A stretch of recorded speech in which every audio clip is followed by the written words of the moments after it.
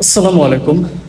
আমরা যারা প্রান্তিক পর্যায়ে যারা খামারি আছি, তো অনেক সময় দেখা যায় যে আমরা একটা শর্ট টাইম মোটা তাজা কোর্স হিসেবে কিছু শাহিওয়াল জাতের কিংবা দেশি ক্রস এই ধরনের বাছুর ছাড়া যে গরুগুলো আছে, গাভী গরুগুলো, এগুলো চুজ করে থাকি আর কি। যেহেতু প্রান্তিক খামারিদের একটু বাজেট কম হয়ে থাকে, ষাঁড় গরু কেনার বাজেটটা একটু বেশি হয়ে যায় আর কি। তো এই গরুগুলো কেনার সময় আপনারা কিছু বিষয় খেয়াল রাখবেন। সেটা হচ্ছে যে 2-4-5 হাজার টাকা বেশি দিয়ে একটু ভালো ধরনের গাভীগুলো সংগ্রহ করার চেষ্টা করবেন। বিশেষ করে যেগুলো দেখা যাচ্ছে যে সুস্থ সবল, গায়ের রংটা চকচক করতেছে।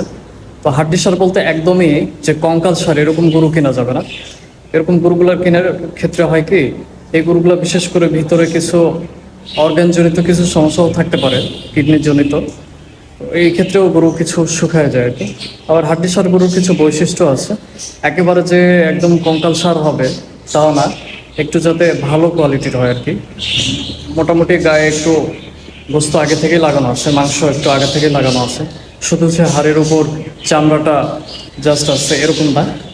তো এই ধরনের গরুগুলোর কেনার চেষ্টা করবেন, তাহলে হবে কি, আপনি 90 দিনের কোর্স হইলেও দেখা যাবে যে এটা 70 থেকে 75 দিনের মধ্যে কিন্তু সেরে যাবে।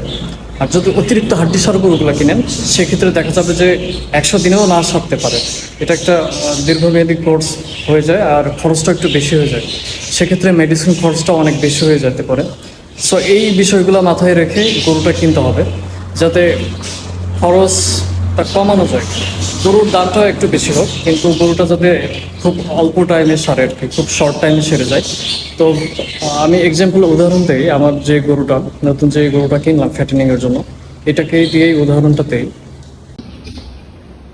এই যে গরুটা দেখেন, একদম কিন্তু হাড্ডি সার না, এটা একটু হলেও গায়ে এর যে মাংস এটা আছে দেখেন।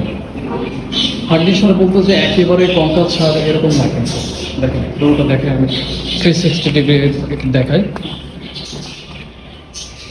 আর দেখেন গরুটা শাহিওয়াল ক্রস গরু, দেখেন খুব সুন্দর। একদম কাঠামোটা দেখেন, গলকম্বলটা খুব সুন্দর। যদিও গরুটা মাত্র 2 দাঁত বয়সের একটা গরু, তবে এখনো একবারও বাচ্চা দেয় না।